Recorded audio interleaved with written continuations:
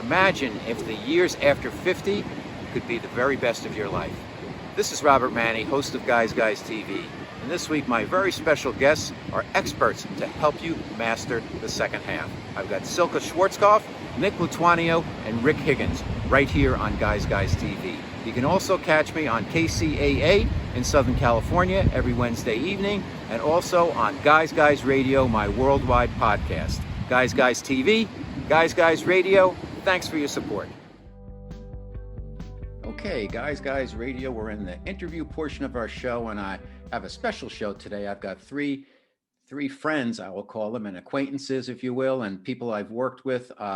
They're building YouTube channels. They're really terrific, and they're skewing their businesses and their brands, if you will, to people over 50. And we're going to have a roundtable discussion about some of the things that we all face when you pass that magical 50 mark, and also what it's like to open a new business in the second half of life and have a YouTube channel, and the challenges that come along with that, because there's lots and lots of competition. You really want to separate yourself from the pack. So we've got a multi-dimensional discussion we're going to have today. So let me tell you about my three guests. We've got Rick Higgins.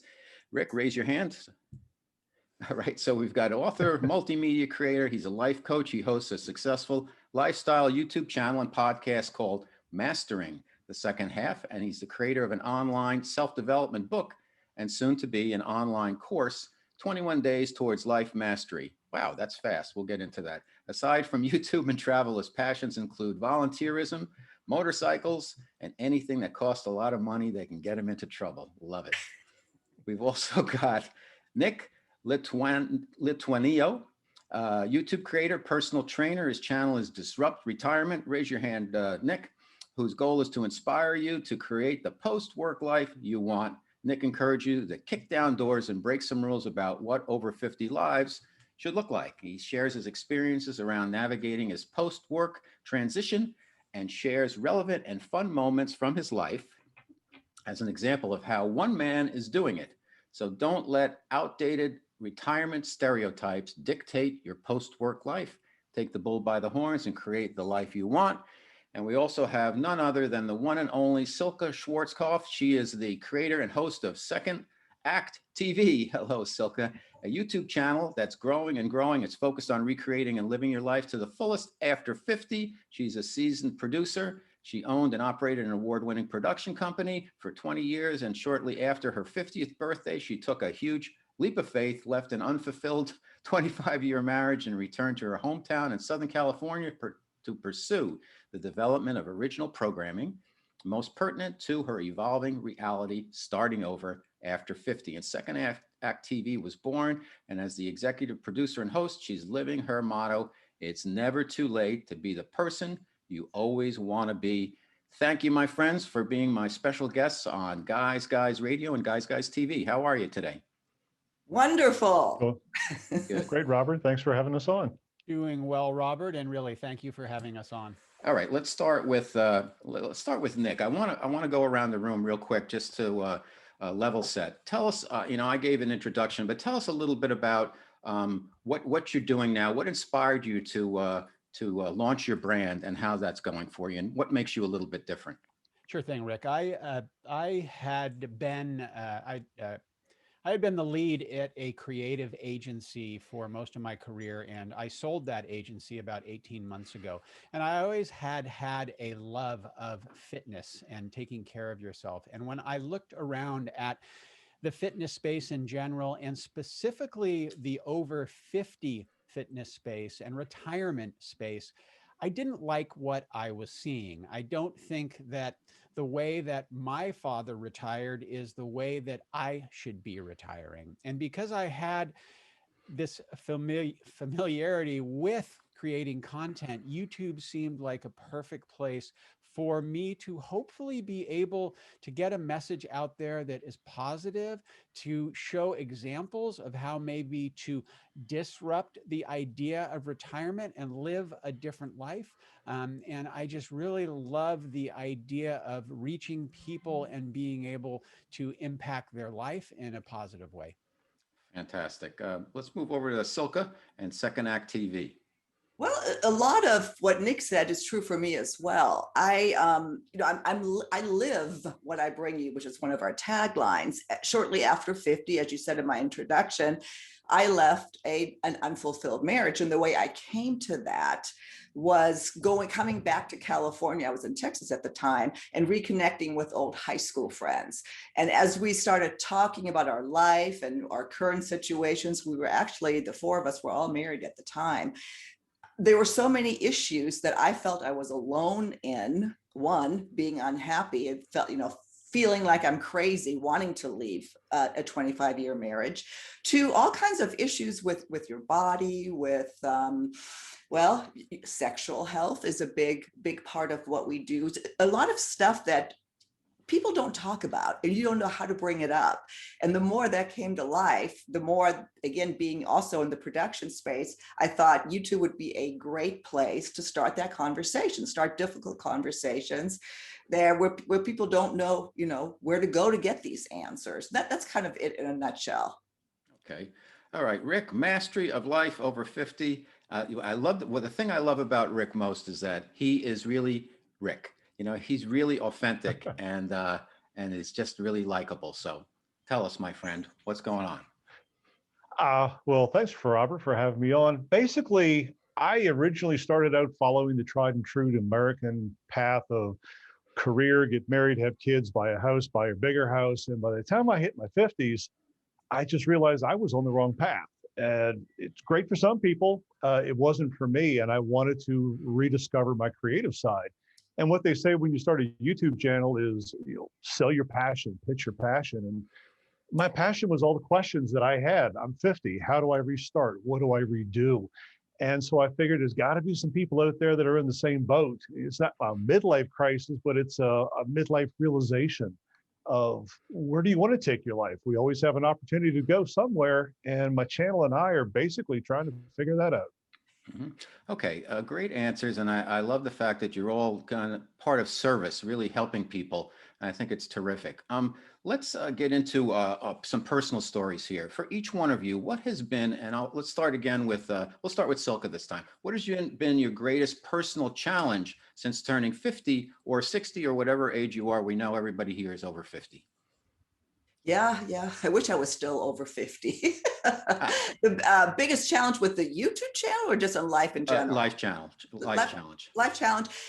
I think I was so just excited and exuberant when I made this big change.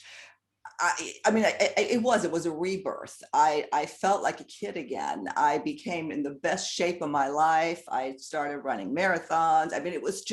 It was incredible.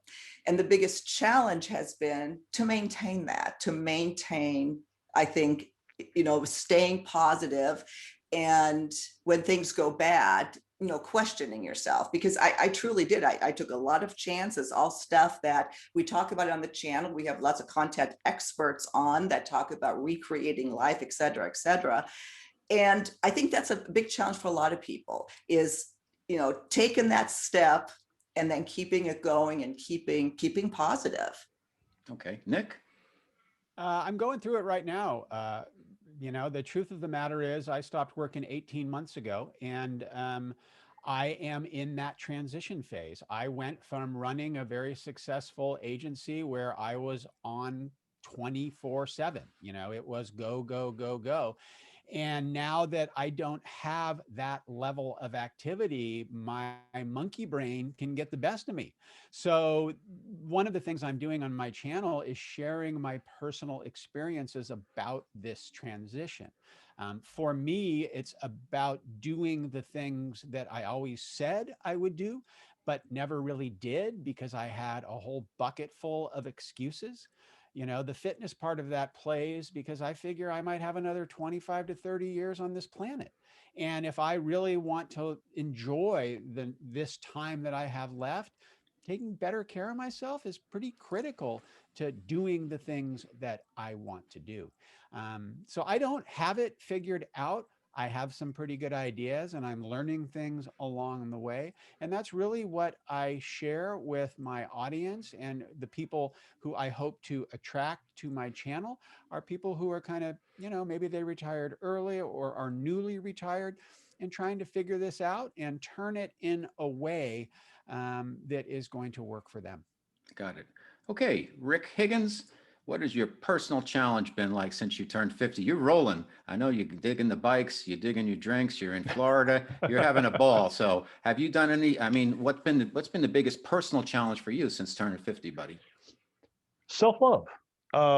Like I mentioned earlier, the thing I had always led my life is sort of doing things for others, taking care of family, taking care of everybody except for me. And then when I finally made the realization that I needed to put myself on the list, I discovered how hard it is to do that, to actually be selfish without using the word selfish, to do things for yourself in addition to others. And it's been a struggle the first few years of my 50th decade. I just turned 60, so I've had 10 years to practice this. But I think for me, it was realizing that I am a person and I deserve to be on the same list as everybody else, sometimes a priority, sometimes not. But that was a strangely difficult thing to push through. And I'm still pushing through it, honestly. Okay, let me throw just a general question out there, and then I don't have to call on you guys. Just go ahead, unless I have something specific for one of you. Let's just roll. So, what do you know now, or what do you wish you knew before you turned 50 that you know now? Gosh, where did we start? That list is long. For me, it was, I don't have to do everything right away. That, I have time. And I think that for a lot of my life, it was always about rushing to the next thing. And now I am really making an effort to give myself a little bit of time and space in my life to do the things that I truly want to do. Okay. Yeah. It's funny. I actually have kind of the opposite. I feel like I need to rush. Not that I'm on a short leash on a death sentence that I'm going to run out of time anytime soon, but like Nick said earlier, I've only got a couple, three, maybe decades left in me of real active living. I want to rush and get to it. I want to rush harder than I ever rushed in my life so far. Mhm. What's interesting about that, Rick, is there's an exercise that I do for myself, which is if you think about the next 25 years, I think about this for myself, or 30 years, I go, okay, I'm 58. What was I doing 30 years ago? And how much happened between the time I was 28 and 38? That's a huge amount of things. There actually is time if you're mindful about it, for me. And that, when I think my time is short, that's an exercise that I use that can be really helpful. All right. I Silke? think for me, letting go of trying to be perfect. I was always a perfectionist. I was raised to be, it's got to do everything right. You really don't. There is such a thing as good enough. That really is good enough. And then letting go of what other people think about you. That was always a big thing. I'm going to hurt their feelings or this or that. And I read this somewhere the other day. I learned that no is a complete sentence. Okay. So, Guys Radio, Robert Manni, your host. I've got three special guests, and we're talking about life over 50 and a couple of three different YouTube channels that are addressing that. And my friends here to help, Nick, Silke, and Rick.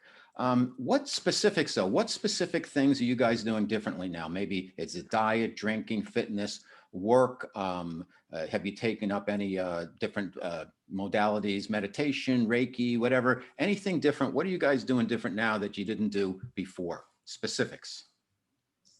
For me, I mean, I'm going to go back to, the immediate changeover at 50. For me, it definitely was running. I ran to my new life. And I've written about that. There's just, what running did for me, and I've talked about this on the show, is that there's incremental goals that you reach all the time. And it gives you support. It gave me support that if I can do this, I can accomplish anything. So I think that was a sort of an awakening. And then you get, start getting better times. They start giving you medals. I just find something like that, a competitive type environment that you get rewarded for, really inspirational for the rest of your life. For the That's fantastic. For some, over 50, you actually dialed it up. So how about you Yeah. guys? I actually kind of went on the softer side a little bit. For the longest time, your body just sort of, you exercise, you do this, you eat right, and things move on. I realize I've been sort of ignoring my mental and my emotional side. So you mentioned meditation. I've actually been trying to learn and experiment with that, trying to actually take care of myself and talk to people when I need to talk to people and not have the stigma that, mental health is and emotional health is not as important as physical health. So I am very much at this age trying to really resolve and work on that side as well. The body can always go to the gym. We a lot of times forget to do mental gyms as well. All right. No, that is super. I'm sorry, Nick, I didn't mean to cut you off. I just want to reemphasize you're right. You're right. That is so important. It's something that we talk about a lot as well. And like the opposite to you, Rick, that's something that I've always been there, dealt with emotional stuff that I felt like I let go of the physical. So for me, I had always been physically active. In fact, my second career, one of the things I became is a personal trainer. So eating right and exercising and riding my mountain bike and my road bike and hiking, those are things I love to do. But the biggest change since I stopped my day job is probably leaning towards the Rick side of the equation, which is, what does Nick want? Nick has time. Can I now put myself first while still honoring my relationship with my wife, while still honoring my relationships with my friend? I don't want to become a jerk and become totally self-centered, but at the same time, as a father and running a business for a long time, I didn't put myself first. And so this is new territory. And it's territory, quite frankly, that's a little bit scary and a little bit hard to do, but I'm learning and I'm kind of loving it. Okay, let's talk about change a little bit. As they age, it seems like men, and I've interviewed over 550 people in all areas, wellness, diet, fitness, whatever, and metaphysical. And it seems to me that men often get stuck after 50, and sometimes they even get a little bit angry. Whereas women who've always had the deck stacked against them, they seem to be more open and embrace change more easily. Do you guys agree? And if so, why? 100% agree with that. I mean, look, women are so much better at forming authentic and deep connections with other women. And, for me, this is I'm really being mindful about trying to be a better friend, to be more empathetic. In my most recent vlog, I think I even used, the term more feminine in my relationships and the way I look at things. So I am jealous of my wife. I am jealous of the number of friends that she has and how easy it is for them to support each other. And I'm looking for men friends who are kind of willing to be in that space, because I look at the next 30 years of my life, and I think that's going to be really important to being healthy and happy. Well, I think, Robert, the divorce statistics kind of support higher of women after 50. That divorce rate is up anyway, but they actually file for divorce. They initiate that change. Change to women is just, it comes more natural, I think, than men find it more difficult to accept. And change can be wonderful, can be exciting, but it definitely, requires a different mindset that I think where men and women are wired a little differently. Do you think, just to follow up on that, is that women are more communal in how their cultural behavior is? You have the gals, Sex in the City, 4 gals sit around, they have their cosmopolitans and they're talking about the men, whereas guys, we're a little more careful. And correct me, Nick and Rick, we'll bring something up like, okay, I'm getting divorced, or I met somebody, I'm getting married, like big milestones, but we don't get into the details, the little stuff that some women so easily share. Do you notice that, Silke, from your show and from your own personal experience? Oh, totally. That's how the second act got started. is going back and forth with my girlfriend, sitting down talking about stuff that we couldn't believe we were even bringing up or that we're talking about. It's sometimes very serious, sometimes hysterical. And that's when I thought, well, my goodness, if we're like this, we just represent the rest of the people. So yeah, absolutely. It's so true. And men, yeah, you're right. Men don't do that. Why, I don't know, but yeah, as I'm learning, we're wired differently. So Rick, I don't think we know why either, tell you the truth. are we lone wolves, Rick? What is it? I wish I knew. For one, the reason I watch Silke's channel is women are still a complete mystery to me, so I can't answer that half of it. But I am actually very much surprised at how much men avoid change, and especially men of our age group. I was just doing some research on another study. Once you sort of hit 50, the idea, the ability to change things within yourself, like I was looking at tattoos specifically, just drops right off. Once you hit 50, it's like the world is set and you're done. And I know a lot of my male friends, when we get together and talk, it's superficial at best, or like you say, milestones are thrown up. But to sit down and actually talk about a feeling or something deeply, we don't do it. And I don't know why. And I don't think we're going to start learning how to real easily based on a lot of the other stats I've seen. I think maybe go ahead, Nick. I will tell you that is specifically what Disrupt Retirement, what my channel is about. It is about kind of breaking that stereotype that I've lived in my whole life of, what is this next chapter? Well, I'm a guy, so it's going to look this certain way. And it's like, who the hell says that is the way it has to look? We need to reject that stereotype. And I think that, I sense the confusion that I have around this internally, Rick, I sense from you a little bit, where it's like, well, why are we? It's like, you can go back and say, well, yeah, we were hunting and we were competing for women, and we were, our whole job was different, in the evolutionary sphere. And there's probably some truth to that, but it's not serving us today. And, study after study after study shows and proves that health, as you get older, your health and wellness is so tied to the quality of your relationships. And the more relationships you have, the better relationships that you have, you're going to have a better last third of your life. It's interesting. My experience has been that yes, guys get a little stuck, and as I do my best to live in the present, and being exposed to all these wonderful guests I have, I get to learn, as well as our listeners and viewers are learning, and so it's amazing education I'm getting. And so what I've been doing is a couple of things. One is I'll just turn the dials. I used to run marathons.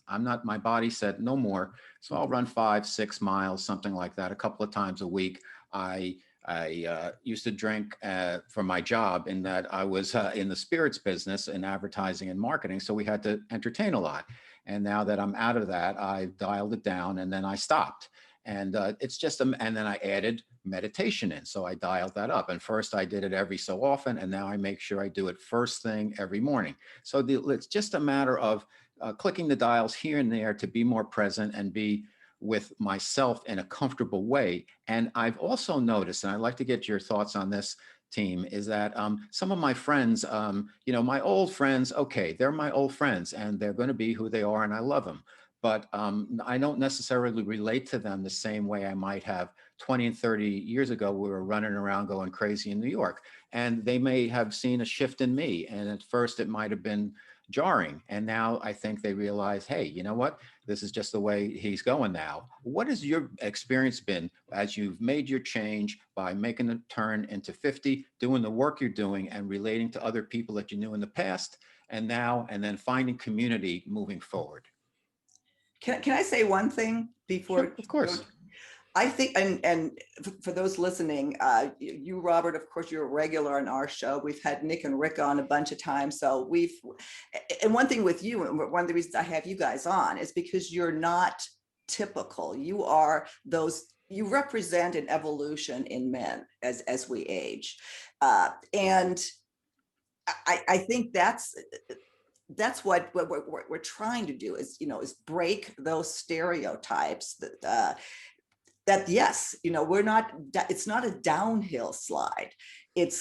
Life keeps going, it keeps getting better and better and better. I mean, I, for one, my 50s, best time ever yet.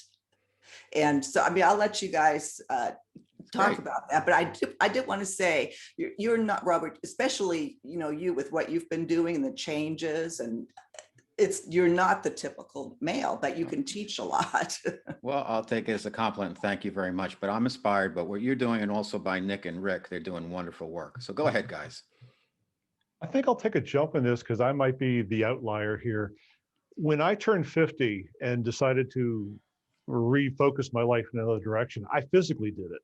I was living just outside of Washington, D.C. in Northern Virginia. I decided to move to Miami, and just lock, stock, and barrel, I wanted a complete restart. I lost touch with a lot of people that used to be in my lives. I don't know, maybe the ex-wife got them in the divorce or something, but for me, it was a real restart. And I really haven't had that much opportunity to go back and reconnect with people outside of my family. And they're just used to my craziness anyway. So I honestly don't know how to answer that, because I don't have a before to compare it to my now. Okay. For me, a lot of it comes down to not caring about the reaction that I get. And let me explain that. As I have gotten older and being real has become more important to me, you know, I will ask direct questions or share my feelings with my close friends. And if I'm on a bike ride with my friend John and it's just he and I'm going to get generally a pretty authentic response if I ask the direct question. I might have to insult him about his helmet or his sunglasses first, you know, to kind of do the guy thing, you know, and then you get into the real thing. And we men, most men, given the chance, have feelings, you know, surprise. We have deep thoughts about things. This is, you know, for us of a certain age, no one ever asked us that stuff. Like, that just wasn't something that my dad ever asked me, okay, or my mom for that matter. So now, I guess, to answer your question specifically, I'm mindful about being the friend that I want to have back to me. You know, ask the question, what's the worst thing that can happen? And the other thing, as I get older, I just don't care as much about what people think. So if I ask the question and someone thinks I'm a jerk or a sissy or soft or whatever the heck it is, it's like, yeah, well, that's your problem. That's not my problem. Because you know what? I'm going to do the best I can, you know, every day. Let's talk about sex, okay? Over 50, you know, everybody has a different experience. Listen, people go through issues during their lifetime. They might have chronic illness. They might have some type of meds that they need to take, stress, whatever. Sex can go in a million different directions when you hit 50 and above, or not. What's your perspective on sex after turning the page to 50 and beyond? Do you want me to go first? Sure, absolutely, absolutely. This is one of the biggest topics on our channel. That's why I've asked. That's why I asked. I've talked about it with you guys a lot already. There is such misnomer, misinformation, misunderstandings about sex after 50 because of, again, you know, we don't know who to talk to or what to ask. And I've talked about this openly. You know, sex after 50 has been the best sex ever. and all it takes is a little bit of knowledge, you know, about your body, about your hormones, about what you like, what you don't like. So that's one of the big messages we put out there is, you know, for men and women, you know, there's this, oh, you know, all women in menopause, they, you know, that's it, the sex drive is gone. And that is true for some, but it doesn't have to be. So that is one of the biggest things, that your sex life can go on and on and on and be better than it ever was in your 20s and 30s. All right, gentlemen. I'll I take this. think to some degree, it's kind of nice to be 50 and sex in this current time. You know, for instance, men have problems with erectile dysfunction. We have a fix for it now. At the turn of last century, if I suffered from that, it was done. So it's kind of nice that we are actually living in a time.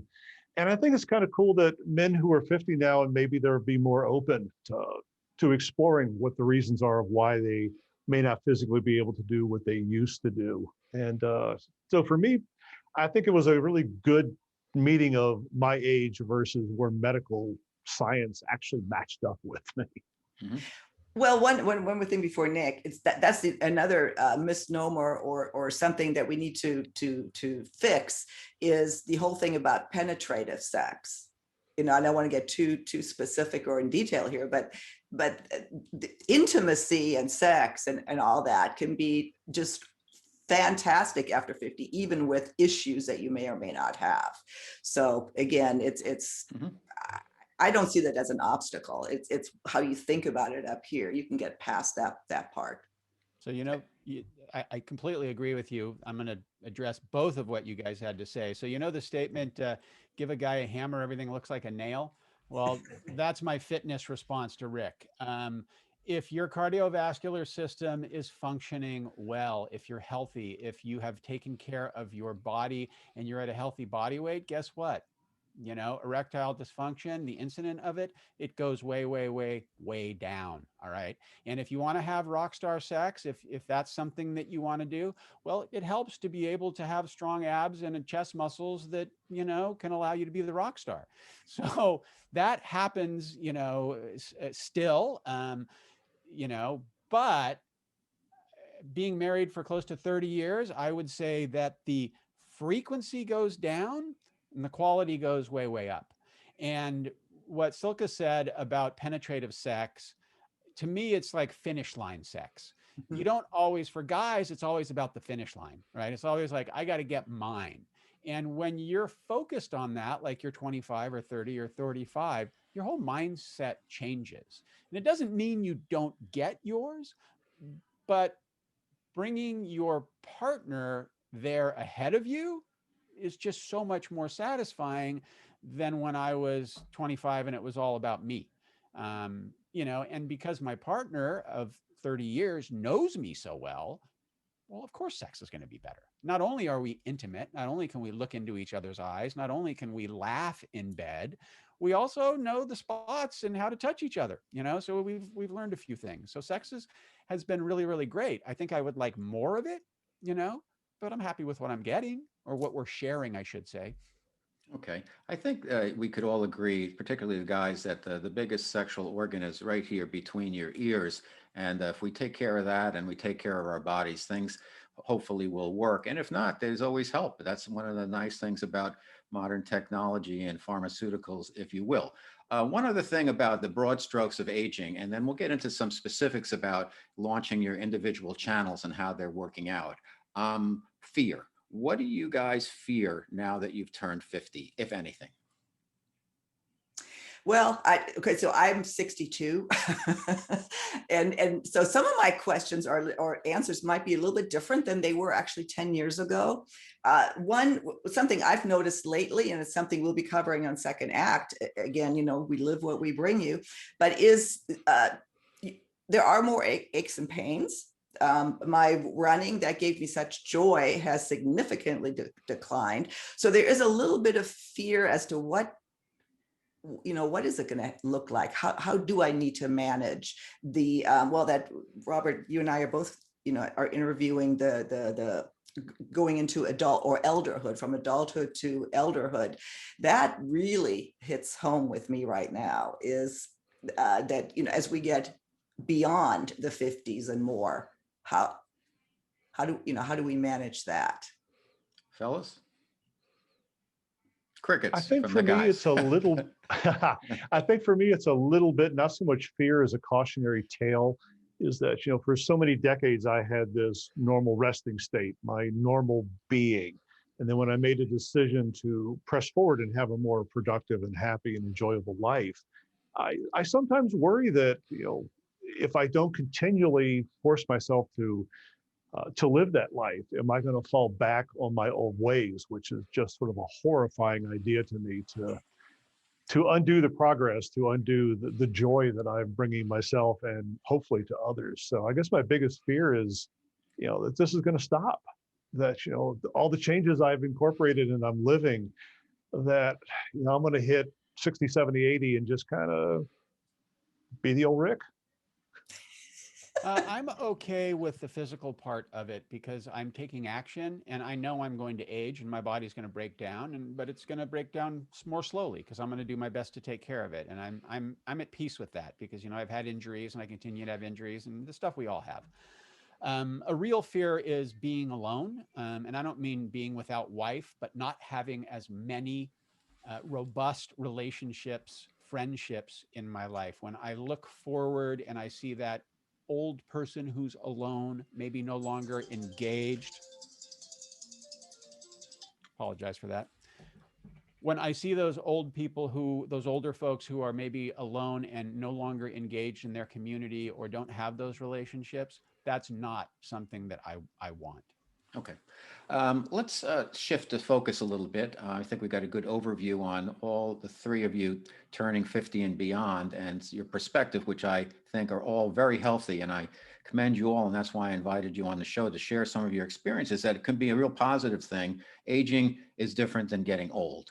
But you all have launched your own YouTube channels, and that's a trend. There are 35 million YouTube channels right now. And it's interesting, though, that folks don't watch the YouTube channels that long because it's so search and specific in that, how do you fix the sink? Or you might watch Second Act TV, or how do I, do something with my vehicle? There's lots of different specifics on there. Whereas with podcasting, there's a million podcasts and people listen longer. But YouTube, there's a gold mine there, and you guys, the three of you, are on your way. So let's start with the big success right now, and I know you guys are on the trail, but Silke's way over 30,000 subscribers now, and she hasn't been doing it that long, and things are rolling and rolling and rolling. So how did you get started, Silke? What were some of your challenges, and what do you think was the turning point that really catapulted you to the next level?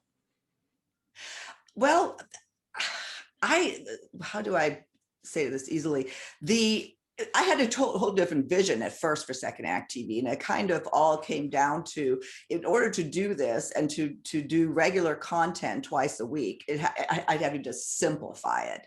And I chose I want to interview people. That's what I've done all my life. A lot of time just off camera. I love producing stories and I love getting content from people. And with YouTube being so search specific, I figured out, what is the problem that we need to fix and who's the best person or a great person to talk to for that.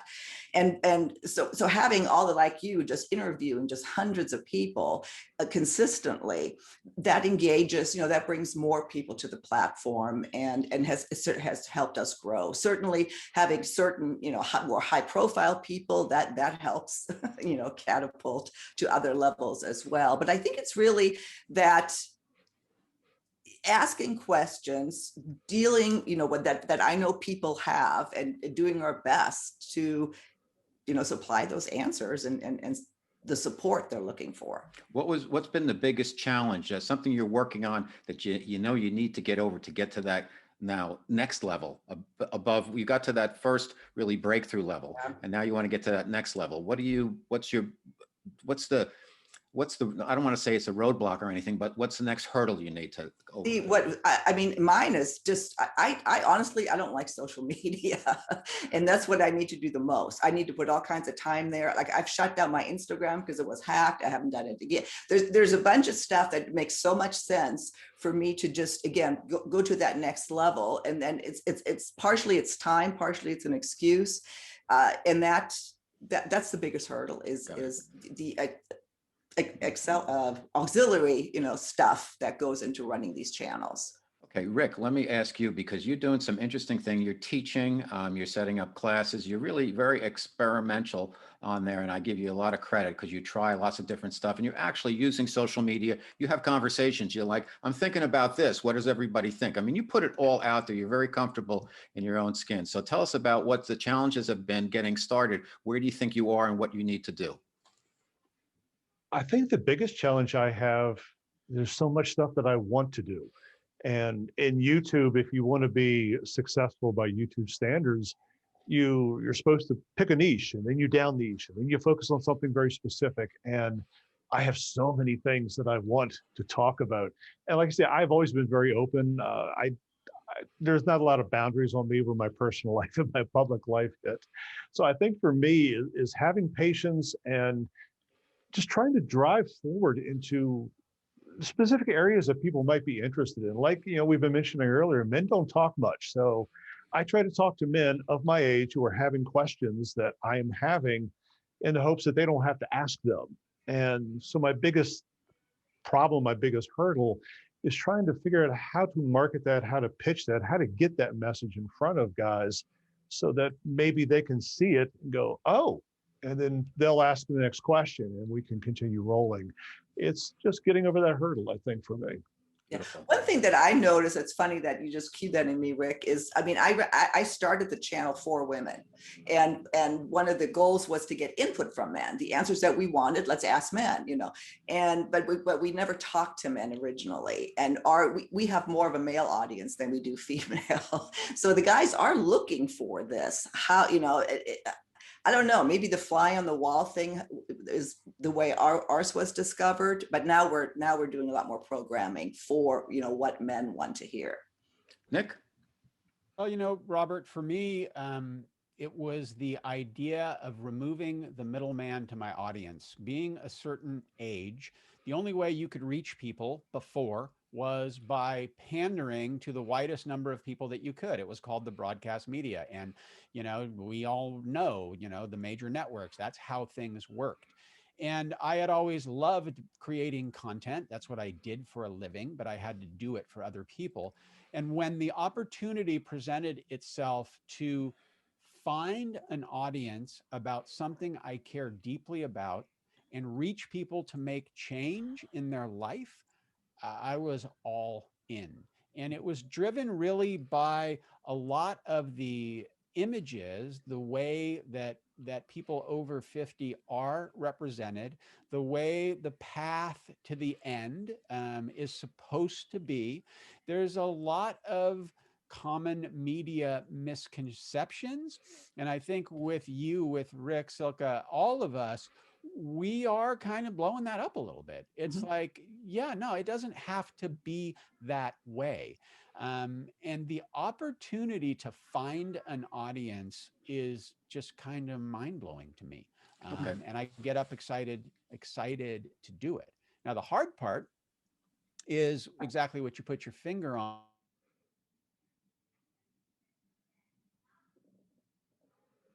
Guy, this is how you do a bench press. I'm not interested in that.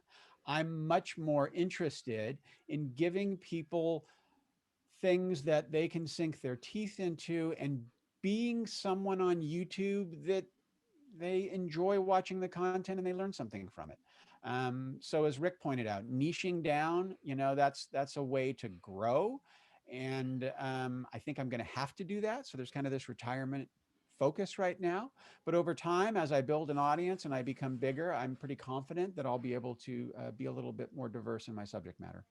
Okay, last question, and I want you to do a little promo for your work. Rick Higgins is mastery of the second half. Silke Schwarzkopf is second act TV, and Nick Lituanio. How do I pronounce it? Lituanio. Thank you, Silke. Lituanio. Okay, and it's disrupting retirement. So give us one tip for our audience in terms of things they should consider since turning over 50, past 50, and also where they can find you. Well, for Second Act TV, we're no, I mean, the biggest viewer audience we have is dating and relationships over 50, and then purpose and passion and recreating life. And you can find us at secondact.tv is the website. And well, then of course, YouTube, Second Act TV, that's 2NDTV. Okay, Rick? Well, the short answer is Rick Higgins, RickHiggins.com. There's just so much stuff. I couldn't even give you the other URLs. The biggest thing I would like to leave people with is question everything and don't be afraid to keep questioning more. Just because you get an answer doesn't mean you can't turn it over and look at it again. And that's the biggest message that I try to share, whether it's with a podcast or YouTube or a book or whatever it is I'm doing. It's that challenge everything, think of everything, and then enjoy the hell out of what you find. All right. And Nick? You're not your parents, so don't retire like them. You know, that's the bottom line here. And what that means is fitness, mental health, all of these things kind of get rolled into the next 30 years of your life if you want that life to be fabulous. And it is absolutely within your power to do that. The easiest way to find me is to enter in my last name in the YouTube search bar, Lituanio, Lituanio. And if you do that, you will definitely, I will pop up and you can check out the content and join me for the ride. Okay, Nick Lituanio, Silke Schwarzkopf, Rick Higgins, check them out on YouTube and also other social media. And it sounds like Rick's going to do a podcast. So all the best to you. Thank you so much for being my special guest on Guys Radio for this roundtable discussion on things we need to know when turning the corner around 50. Thank you, Robert. Thanks, Robert. Thank you. If you enjoyed the interview and want to support all the helpful content we bring you each week here on Guys TV, then please subscribe now and also on my podcast, Guys Radio. Thanks for your support.